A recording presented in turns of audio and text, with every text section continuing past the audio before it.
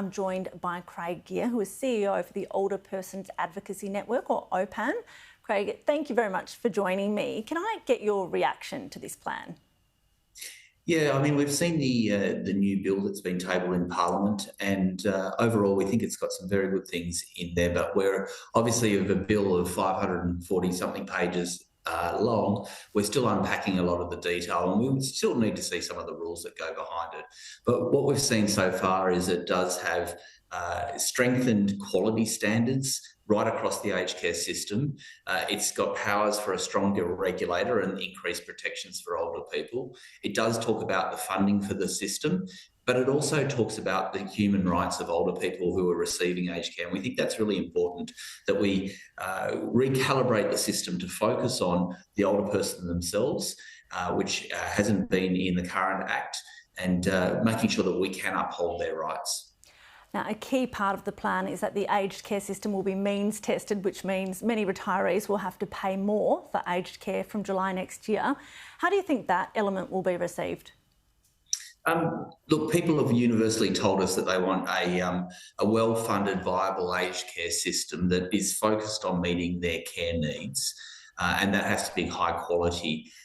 There has been means testing and income and assets assessments already in place, but sometimes they haven't been applied equally right across the system, and it hasn't been transparent. So some of that's in place now with what's being proposed.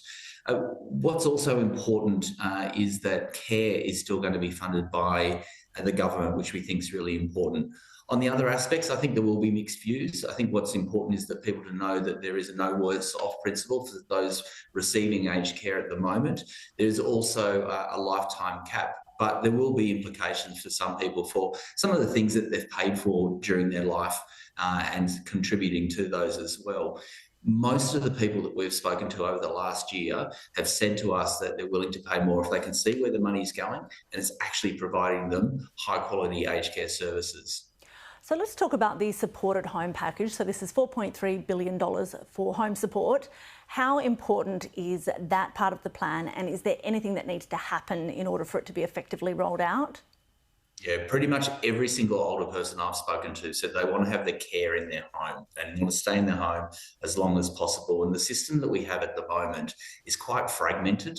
It's fragmented in the assessments system, where there's multiple assessments and there's delays in those assessments. There's also a long waiting time to access a home care package, and gaps about where the Commonwealth Home Support Program is available. So this program called Supported Home, over the next few years, will reduce the waiting time. It will also mean that the care and services that are delivered are actually focused on the needs of older people and what they want and how they want their care delivered. That's what universally they tell us that they want, and now we'll need to build the workforce to support that as well.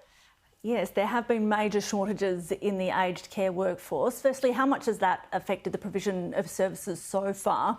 And are you confident there'll be enough workers to effectively carry out this plan?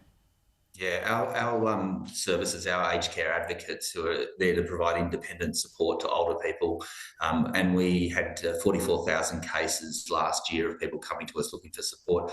Huge amounts of those, 46%, was about home care packages and also about availability and accessing those packages. So we do need to plan for the future. We need a sustainable workforce in the community, and we need a sustainable aged care workforce in residential aged care. They need to be well trained, they need to be paid well, and there has been increases in the wages of the aged care workers, and we are seeing people attracted to the what's a really valuable care economy. But we need to keep having a plan, particularly in rural and regional areas, to make sure this happens.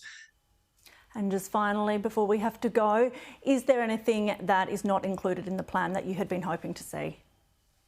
Look, we're looking to make sure that the rights of older people can be upheld and that people can raise their voice. We're still unpacking some of that detail. We're also unpacking about what this means for, I suppose, different members of the community, and making sure that this is equitable and that the expectations on older people are transparent and known. There is a lot of detail to look at. Thank you for your time. That is Craig Gear from the Older Persons Advocacy Network.